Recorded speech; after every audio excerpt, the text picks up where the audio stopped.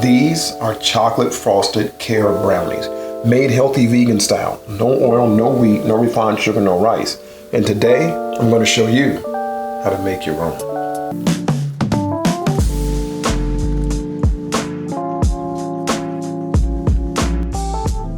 So a lot of people have told me that they think it's harder to make desserts without the oil, without the wheat, without the refined sugar, but that's not true. We're going to make these chickpea brownies today, and all we're going to be using are these ingredients here for the brownie itself. We got chickpeas, we got some Carob powder, some date syrup, some tiger nut flour, vanilla, baking soda, salt, and some tahini.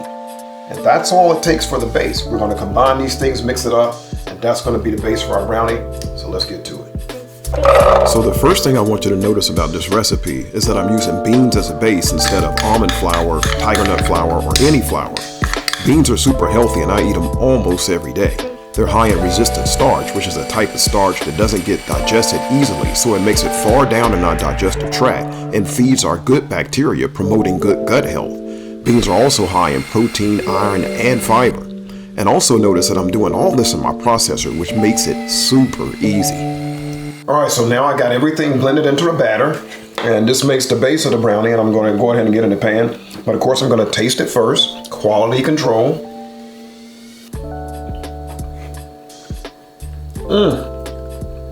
Wow. You know, sometimes I eat way too much of this and end up with thin little brownies. Not going to do it this time, though. So here I want you to notice that my batter is really thick, and this is normal. So if you make these, don't be alarmed. Remember, we're not using things like eggs and oil, so the mixture is not going to be as wet as you're probably used to. But trust me, they'll still be delicious. All right, so I got my batter in the pan. I got it nice and evenly spread. So now it's just time to bake this in the oven, and while it's baking, we'll get our frosting on. So now we got our brownies baking. Let's make our frosting, which is super simple. We're going to use some dates, some cocoa powder, some tahini, and just a little bit of salt.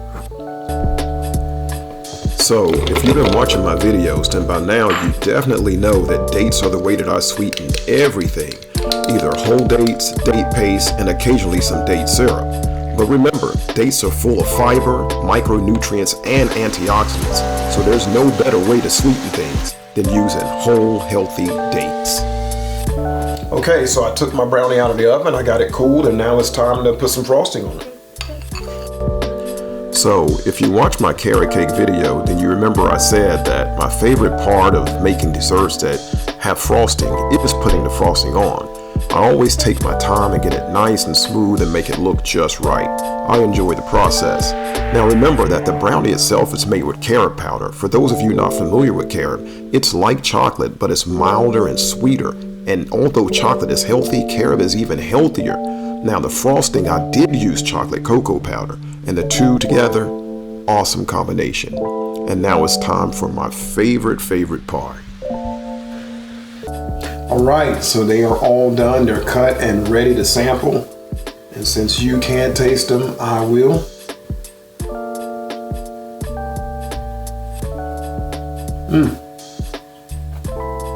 You know what time it is.